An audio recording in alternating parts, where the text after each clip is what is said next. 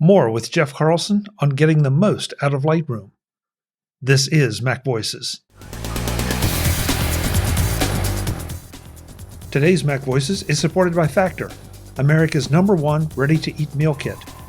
Go to factormeals.com/MacVoices50 and use the code MacVoices50 to get 50% off. Welcome to MacVoices. This is the talk of the Apple community, and I'm Chuck Joyner. This is part 2 in our conversation with Jeff Carlson about his new Compendium book on Lightroom. This time we dig in a little bit more to artificial intelligence and the part it plays in editing your photos. Let's go back and let Jeff do the talking. We've been talking a lot here about portraits and retouching, that kind of thing. Does the usability of these features carry over to other types of photography?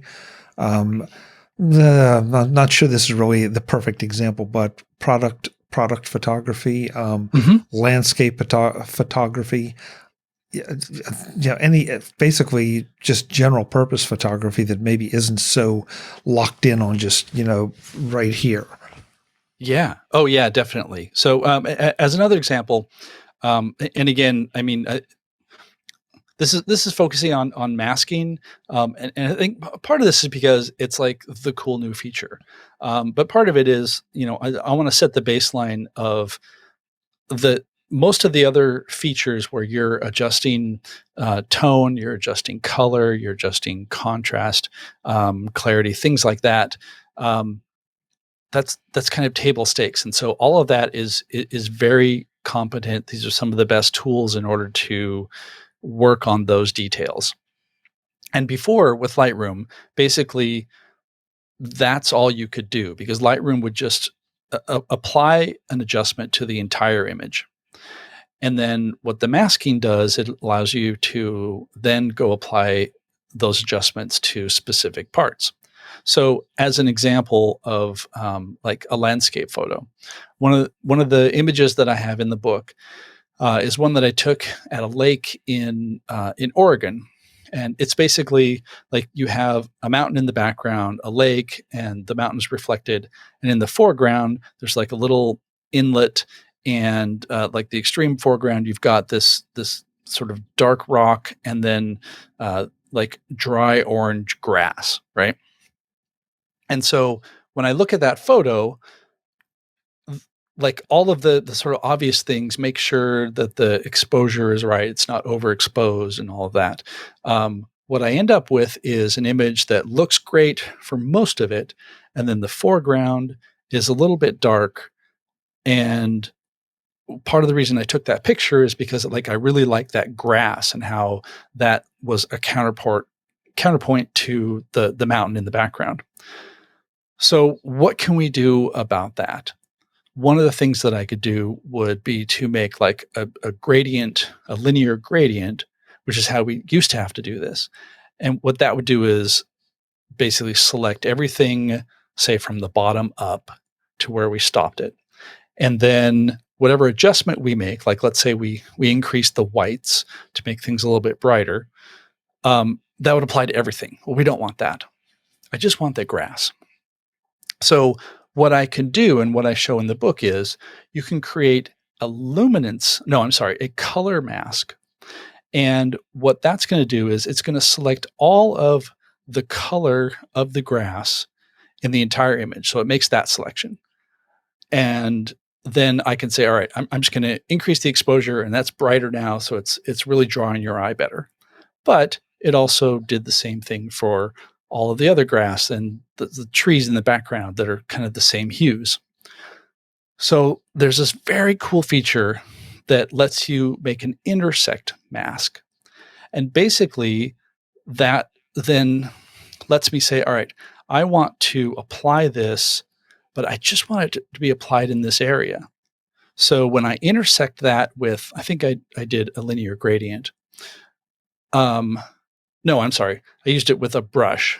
It's not important. But basically, what I was able to do is then when I used the brush, so that the intersection pretty much erased what I did, but then I could brush over just the grass, and only the blades of grass would be brighter and have that exposure adjustment.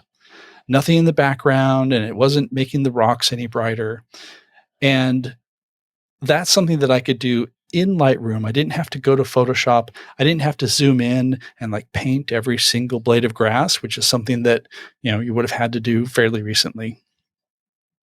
And so, yeah, that's the very long way to say that, yeah, you can apply this to all sorts of different kinds of photography. Jeff, it may have been a long answer, but I think it highlights why folks need this book, and they need the compendium part of it to understand some of these features, AI or not. That and because as you were sitting here describing it, I'm thinking, how did he come up with this? And then I stopped and thought a couple minutes as we're going on, and it's like, this is exactly why he's a professional. And this is why, he's written the book on Lightroom, because you do understand how the features work. And that's the kind of wisdom or knowledge you're trying to impart to people and make available, so that they too can understand that it's just not a matter of moving this slider, that slider, and getting this result. It's like, okay, I can move this slider and get that result, but then I can combine it with this thing over here and get this extra special result. And exert even more control. And so, I think that's a perfect case example for why the compendium part of the book is so important. Yeah, part of my goal, and I hope that this has been expressed well enough in the book, is, as a photographer, you're going to look at the world differently. That's kind of the point. But when you're editing, you also have to look at your images differently. And so it's helpful to take what you shot and look at it and say, all right, what does this need? Is it too dark? Okay, yeah, maybe it's too dark, and we can do things to adjust that. But you also, think about what attracted you to the shot at the time. In this case, and actually this is a photo that's several years old, but the grass in the foreground really caught my eye. And I wanted that so that it wasn't just, here's a big mountain and the reflection in the lake, which, like, I have that picture too. It was great. But this was something different and something that just appealed to me. But when I looked at how it was shot, because, of course my camera's not going to differentiate all these areas, but I know that I can then go into the editing software and say, all right, I specifically want these grasses to be a little bit more prominent, because I want the viewer's eye to go there and then move into the rest of the image. But at the same time, like in the lower left corner, there was just like weeds and rocks and stuff that were distracting. So I could use another mask to just basically darken that a little bit, a little dodge and burn. And so being able to look at your image, look at what you got, and say, what does this need? Or, how is this different from the way I remember it? Can I make this the way I remember it? Or can I make this more dramatic? Because, for example, like maybe the clouds, they were fine.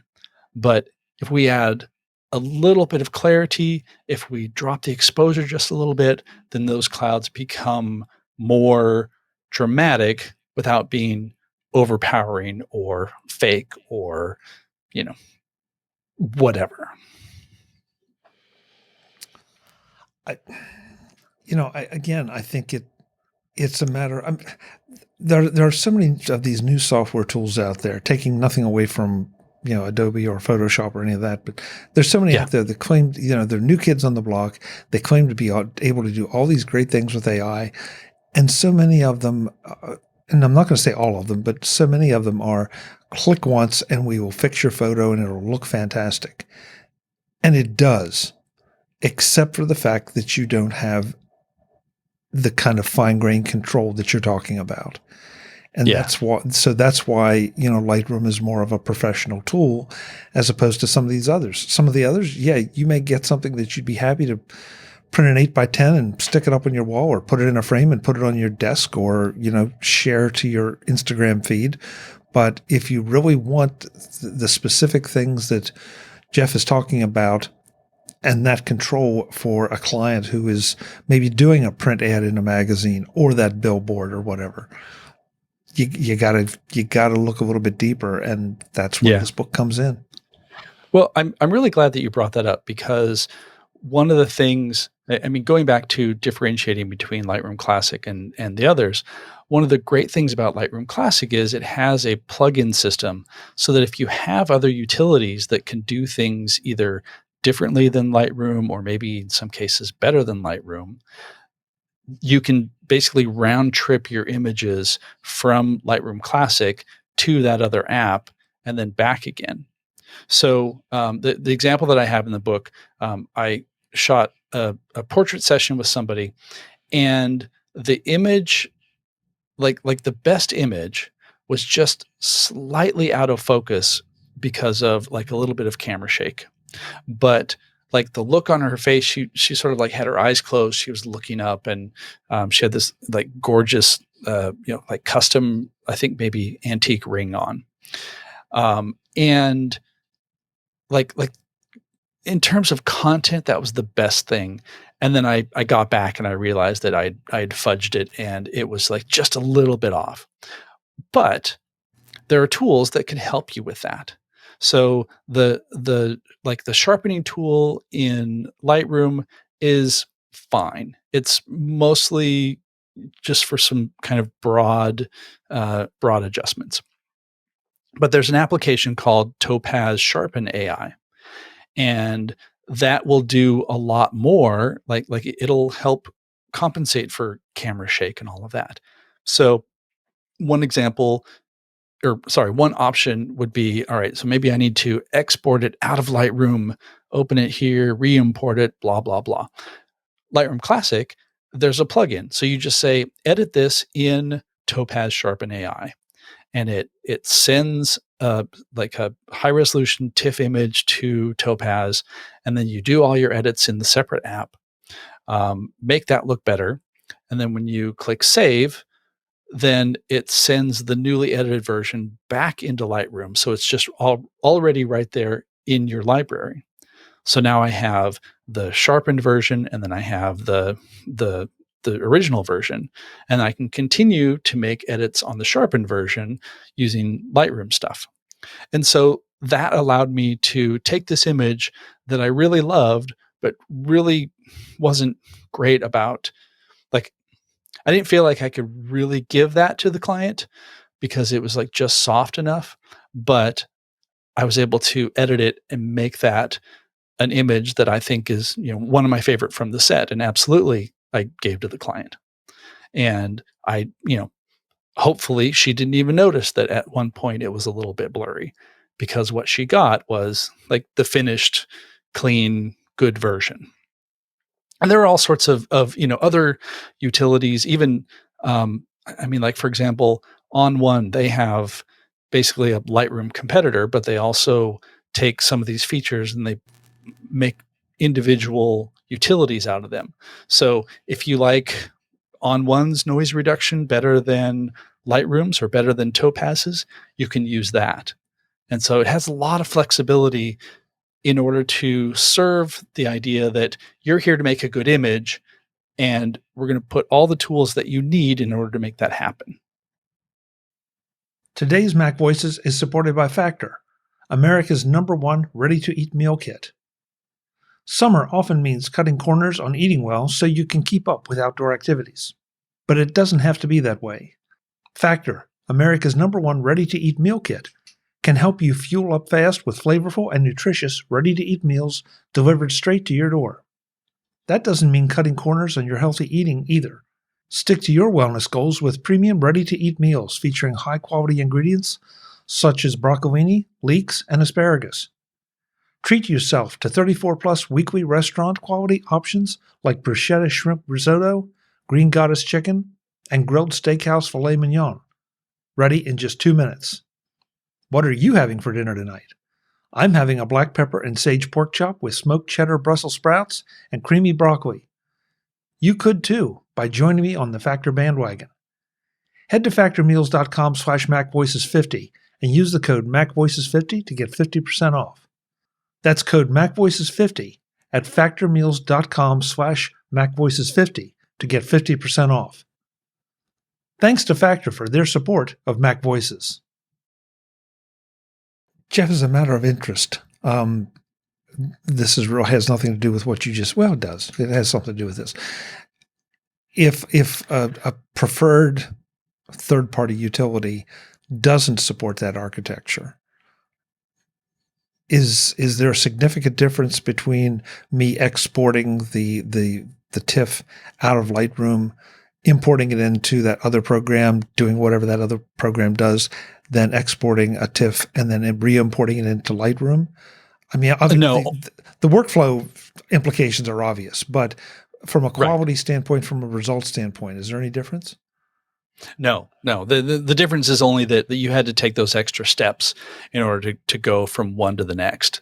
But what you end up with then is, once you've taken it to that other app and you've edited it, and then you have like your edited version, then you re-import that into Lightroom, and so you end up with both versions, and then like functionally, other than the fact that you had to make that sort of loop around workflow, it's just as if it would have been if they had a plugin that was supported. So, and in fact, if you're using Lightroom Desktop, you have to do that because it doesn't have the plugin architecture. And I've done that too. I want to send something to, Topaz Photo AI. And so I will export the original image, so the raw image, put it in, run it through, do my edits in the other utility, and then bring it back into Lightroom. And because Lightroom keeps track of it all, I don't have to worry about, oh, geez, where did I leave the file? Where did I leave this version of it? And you have some options as to what gets sent out, say either like the raw file or, in Lightroom Classic, most everything gets sent out as a TIFF file, which means you have, basically all the image data is there in a format that other things can read easily. And so that, it's a little bit like just a touch more hassle, but absolutely you can do it. I ask not just for the sake of this discussion, but also I'm thinking of Apple's Photos. I mean, there's so many utilities out there that everybody can't support everybody else's utility. And so, Yeah. But we all have our favorites or the ones that we bought on sale or, for whatever reason. And, the idea that, well, okay, gee, I wish it supported this. Well, I can still use it. And there's as you said, there's no functional difference. It's just more a workflow and time commitment kind of difference. Yeah. But if you really want to do it, you've got it. So, yeah, because I mean, sometimes other tools they just do a better job. And so, yeah. Like another good example, let's say you want to replace a sky in an image. You're doing a real estate photo shoot, and the sky was really gray and boring. There's nothing in Lightroom that will replace a sky. You can select a sky and make adjustments to it, but you can't replace it. So that would be like, for example, a really good instance of when you would want to send that image to Luminar, for example, Luminar Neo, which has really good sky replacement, and then bring it back and continue your edits. Jeff, what's the availability on this book at this stage? So it is, because this is a this is going to sound silly, because this is a real book, and I know like every Take Control author is now hitting me in the head.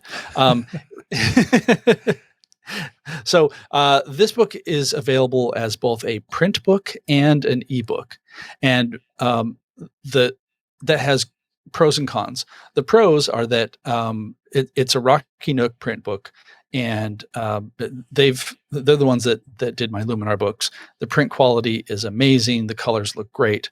The downside to it is that the print version is not going to be available until September. I imagine that it's we're talking here at the very last day of May, that the I believe it's all printed. It's just on a boat basically, and then it has to go through distribution. Like moving atoms is difficult. The ebook is going to be available in the middle of June, and as a PDF or I think Rocky Nook does PDF and Kindle and EPUB, and so that will be available. I want to say like around June 15th, 16th. It kind of, yeah, like right around then. And what's great is that you can get both. So Rocky Nook has a bundle deal where you can basically get the ebook now, be able to, have it on your iPad, take it with you on your photo shoots, whatever. And then have the print version arrive if you bought the bundle, so that you have that like good reference volume that you can just have on your desk or on your shelf, so that when you do end up wondering, how do I do intersect masks again? And I only have my phone here, you grab the book and you can, actually open it to that page. Great. Do you have any idea of the pricing? Or I do have the. You do. Okay. No. The pricing is set, and the pricing is, as I load the page because I forgot to bring it up. All right. So the ebook is $39.99. The print book is $49.95. The print and ebook bundle is $59.99. However, when you order, when the ordering is open, which is going to be when the ebook is available, if you use the code Carlson40, you get 40% off. 40% off any of the options? Yes. Wow. Okay. Yeah. Thank you. I know. It's like, wait, 40? Yeah, really. But yeah. Really.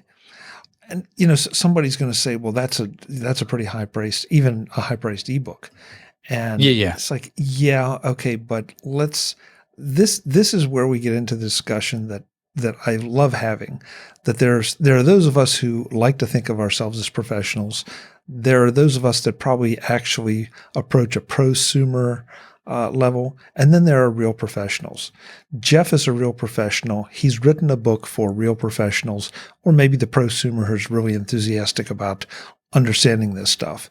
So yeah, and I can't imagine the amount of work that went into a book like this to document all the features, all the capabilities, all the to use my phrase, recipes that go into it. I don't even want to think about it. I just want to hand over my credit card and take away some of the knowledge. Yeah. Yeah. I won't lie. This was a lot of work. And some of that was also because, Photoshop is changing.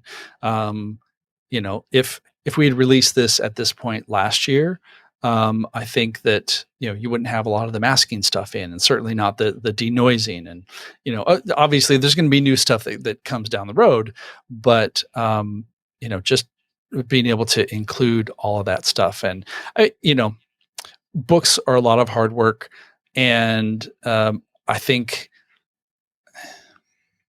this is going to sound slightly vain, but because these are all my images that are used as examples, except for two in the entire book, everything is mine. I want to make sure that I'm not just giving an image that shows an example of what this feature does. Like I spent so much time going through my library, finding things that really work for this feature or for this example, rather than just, here's a picture of my cat and I can make the cat darker or lighter in the backyard or whatever. Nothing against people who take pictures of cats. That was just the first example that came to mind. But sometimes you'll get pictures of, or books or YouTube videos or whatever, and people are like, yeah, here's this kind of throwaway image, and I'll show you how to do X feature. There's something about having like a high quality print book, and I'll go ahead and say it, a high quality Rocky Nook print book, because I've worked with them and I know the high level of quality that they produce, that I couldn't make a book that was just sort of not pretty, right? So, I've spent a lot of time getting like really good images that really show off this feature, or really show that here's a problematic image and here's how we can fix it, that sort of thing. So it's a lot of work, it's a lot of time, but I mean, I can honestly say it's 300 and I think 26 pages. One of the favorite projects that I've worked on because of all this, because I get to put in my images and really dig into Lightroom stuff that I didn't know before. I mean, I've been using Lightroom for years, and I found things that I had never run across until like that Compendium section. You run into things that you're like, oh, this has been a feature in Lightroom for who knows how long. I had no idea, because Lightroom is Lightroom Classic especially is one of those products that, like, there's just so much in it that there are probably things that no one remembers or no one has run across, and you realize, oh, that's super important, or that's super useful. I can cut some time or some effort, and I had no idea that it could do that, and it does. So that's fun and rewarding too. The Rocky Nook website is So rockynook.com. And if you, well, the full URL is like rockynook.com/shop/image-editing/Lightroom. And I think that'll get you there. If not, of course, when it becomes available, I will have links and everything at jeffcarlson.com. And, you can just go search for Lightroom or the Course and Compendium series at Rocky Nook's site. But yeah, rockynook.com will get you there. And of course, I will also put links in the show notes so that you can have an easy way to get there and take advantage of Jeff's 40% discount. I will not, and Jeff, with your permission, or unless you tell me I can, I will not be listing that discount out in the open. So you're going to have to either watch or listen to this show to get that discount. Because yes, we really appreciate you doing that for us, especially on such a high priced book. So thank you. Oh, thank you. Before we let you go, tell us where we can find all the stuff you do, because I know now that you've come back from underground that you're catching up on a lot of things. Yeah, the main place is go to jeffcarlson.com. There you'll find links to my Mastodon account, Instagram, also the two photo-related podcasts that I co-host, Photo Active and Photo Combobulate, and also just articles and photo stuff that I've done. Basically anything that I've done recently goes to jeffcarlson.com. And actually, one more thing that I want to mention is that I have a newsletter. I mean, you could probably tell when you asked me about AI features, how my brain turned into a pinball machine. I have a newsletter called Photo AI, and it is all about how computational photography, AI, machine learning, how it is changing how photography exists right now and how it affects us. So if you go to photo-ai.com, you can subscribe to the newsletter. Feel free to financially support it if you'd like, but you don't have to. Right now, everything is free. But that's where I'm also providing, links and commentary and stuff to this AI photo sphere that is literally changing every week. Oh, great. I did not know about that. I will go and subscribe as soon as we hang up here. No, thank you. Because it is, look, there's no question about it that is making such a big difference. And Jeff, I will apologize because this is probably a very poor comparison, but just the masking feature that we now have on the iPhones to lift people out of photos, I mean, that Oh, yeah. Just that, it's not going to be nearly as good as what Lightroom does. But, again, for just casual common use, it's phenomenal. And that was something that would have been at least a couple hours worth of work before, if not Definitely. more, to do any kind of decent job. So, yes, the world is being remade by some of this AI, hopefully for the better. But I think at least for the moment it is for people like us that want to do some of these things. So, Yeah. good. I didn't know about that. Good. Oh, Little bonus there. excellent. Yeah.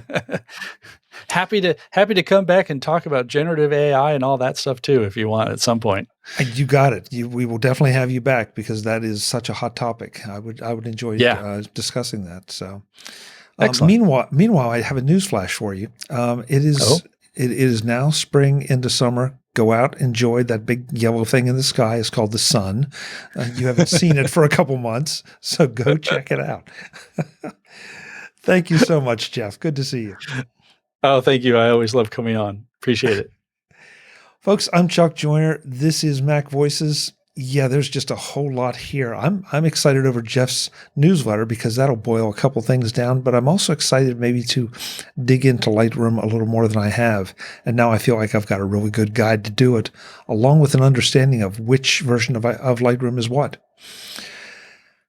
I'm Chuck Joyner. This is MacVoices. As always, thanks for watching. Visit MacVoices.com for show notes and to connect with Chuck on social media. Get involved in our Facebook group or like our Facebook page, and get more out of your Apple tech with MacVoices Magazine, free on Flipboard and on the web. And if you find value in it all, consider supporting us through either our Patreon campaign at patreon.com/MacVoices or by making a one-time donation via the PayPal link on our front page and in the show notes of each episode. You will join these fine people who help bring you MacVoices.